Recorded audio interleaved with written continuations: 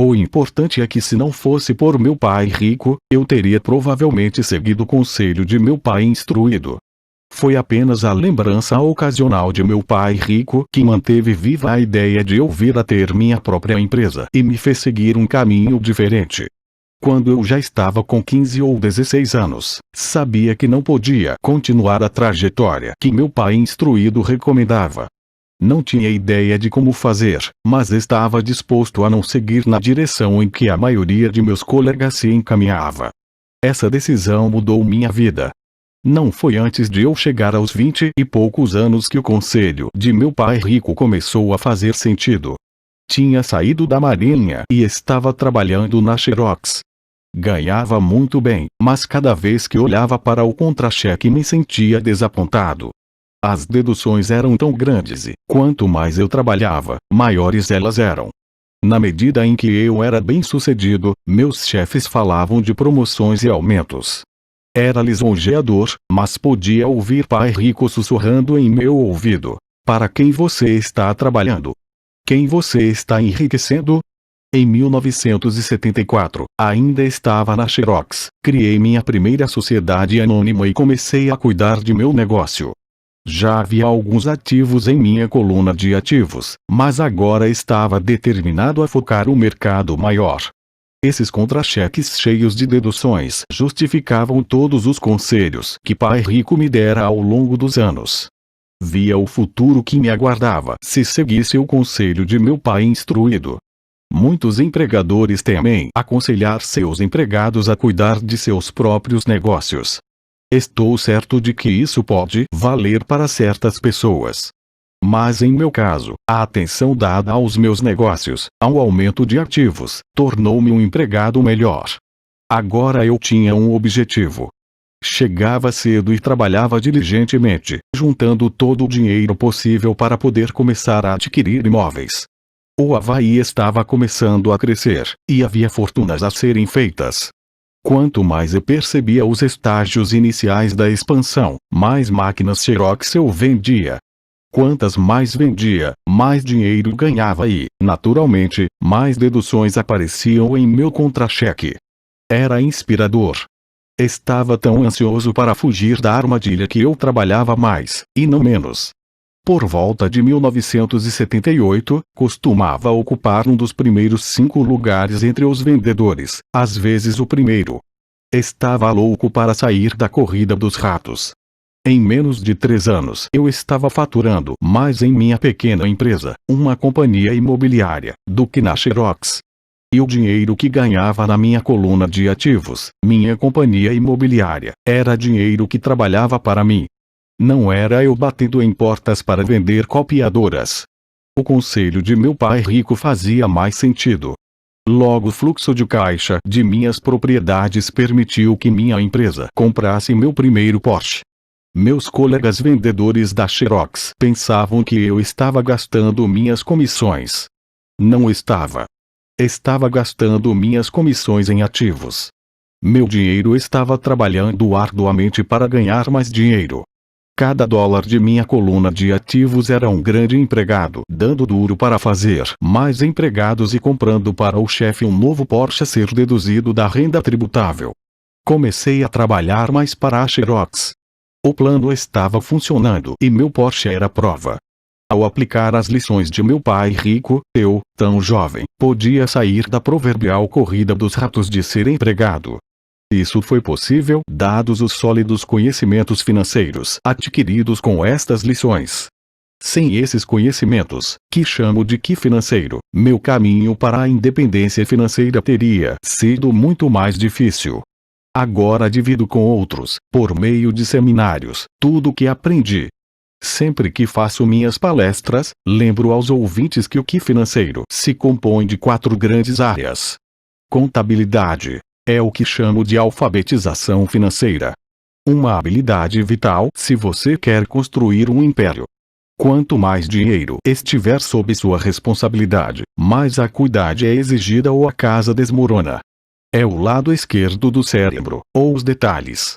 A alfabetização financeira é a capacidade de ler e entender demonstrações financeiras. Isso lhe permite identificar os pontos fortes e fracos de qualquer negócio. Investimento. O que eu chamo de ciência do dinheiro que faz dinheiro. Isso envolve estratégias e fórmulas. É o lado direito do cérebro, ou o lado criativo. Entendimento dos mercados. A ciência da oferta e da demanda. A necessidade de conhecer os aspectos técnicos do mercado, o que está relacionado à emoção. O boneco Tic-Tac Elmo, no Natal de 1996, é um caso de mercado técnico ou conduzido pelas emoções. O outro fator de mercado é o dos fundamentos ou do sentido econômico de um investimento. O investimento faz sentido ou não de acordo com as condições correntes do mercado. Muitas pessoas pensam que os conceitos de investimento e a compreensão do mercado são muito complexos para as crianças.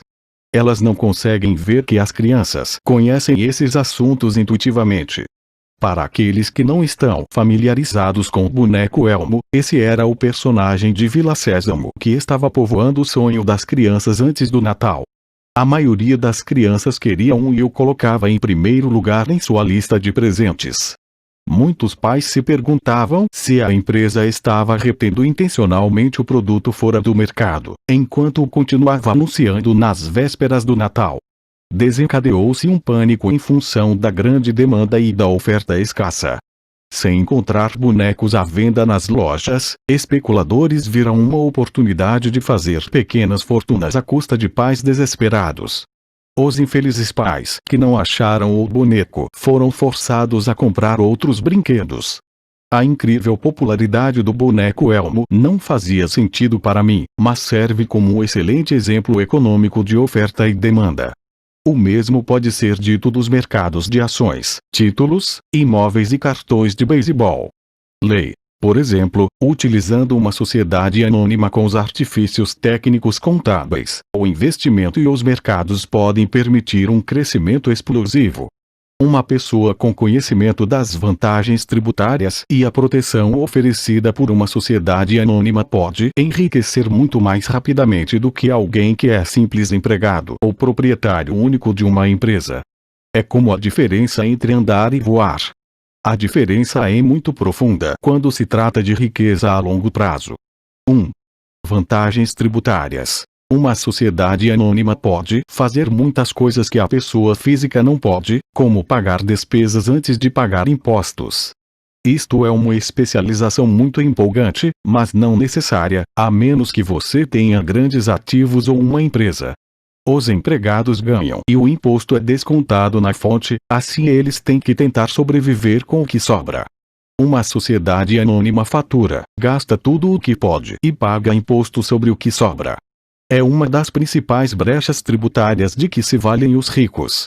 É fácil constituí-las e não são dispendiosas se seus próprios investimentos geram um bom fluxo de caixa. Por exemplo, se você é dono de sua sociedade anônima, suas férias podem ser reuniões do conselho no Havaí. Prestações de carro, seguros, consertos são despesas da sociedade. A mensalidade da academia de ginástica é uma despesa da sociedade. A maioria das refeições em restaurante pode ser considerada como despesa. E assim por diante, mas faça-o legalmente antes de pagar o imposto. 2. Proteção contra processos judiciais. Vivemos em uma sociedade litigiosa. Todos querem uma parte de seu dinheiro. Os ricos escondem boa parte de sua fortuna por meio de sociedades anônimas e fundos fiduciários para proteger seus ativos dos credores. Quando alguém processa uma pessoa rica, depara-se frequentemente com camadas de proteção legal e descobre, finalmente, que a pessoa rica não possui, de fato, nada. Os ricos controlam tudo, mas não possuem nada. Os pobres e a classe média tentam ser donos de tudo e o perdem para o governo ou para outros cidadãos que gostam de processar os ricos. Eles aprenderam com a história de Robin Hood. Tire dos ricos, dê aos pobres. Não é o objetivo deste livro entrar nos detalhes da propriedade de uma sociedade anônima. Mas se você possui qualquer tipo de ativo legítimo, eu sugeriria que você pensasse, o mais rápido possível, em saber mais a respeito dos benefícios e da proteção oferecidos por uma sociedade anônima. Há muitos livros sobre o assunto que lhe mostrarão até os passos necessários para formar uma sociedade anônima. Um livro em especial, Inc. Andy Grove Rich, oferece conhecimentos importantes sobre o assunto. O que financeiro é na verdade a sinergia de várias habilidades e talentos. Mas eu diria que é uma combinação das 4 habilidades técnicas mencionadas anteriormente o que constitui a inteligência financeira básica. Se você aspira a uma grande fortuna, é a combinação dessas habilidades que amplificará a sua inteligência financeira.